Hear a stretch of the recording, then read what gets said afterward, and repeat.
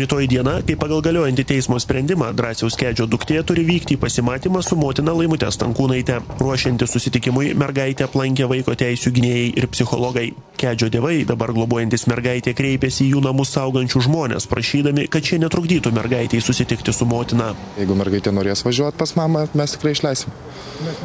Mes nesam kažkokie, kad mergaitė, jeigu nori su mama matytis, prašau, mes nedraudžiam. Tik tais mes tiek užtiksim mergaitę saugumą, kad palydėsim ir parvešim atgal mergaitę. Kad mergaitė nedingtų kažkur vidury kelio. Kartą Kedžio tėvai jau bandė nuvežti mergaitį į susitikimą su valstybės saugoma Laimute Stankūnaite, tačiau žmonės jų neišleido iš kiemo. Šį kartą nuo šalyje likti neketina ir policija. Mes jėgos nesiruošim naudoti iš tiesų. Yra mūsų sprendimas. Tačiau, čia neturi būti spektaklio, kažkokiu tai ir viskas yra. Mes kalbėjom su artimaisiais, aptarėm, sakykime, savo ir jų veiksmus ir tiesiog padėsim artimiesiems užtikrinti jų norus ir jų galimybės ir sprendimus.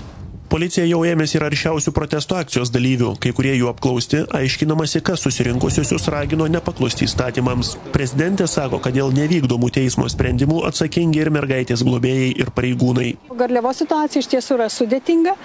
Įvairių teismų sprendimai įvairūs ir visi piliečiai, mes žinome, kad sprendimus reikia vykdyti, taigi atsakomybė yra tiek šeimos, tiek ir policijos. Minios prie Kedžių ir Venskų namų būriuotis ėmė, kai Kėdainių teismas įpareigojo globėjus Kedžio dukrą grąžinti motinai Laimutei Stankūnaitei. Stichiškai susirinkę žmonės tvirtino atėję ginti mergaitės, kad ši netitektų į pedofilijos skandalą įsivėlusiai motinai. Tariami gynėjai nesiskirsto net ir sustabdžius šį teismo sprendimą. Donatas Tundis, Vilma Garlinskienė, Mantas Beiner, LNK žinios.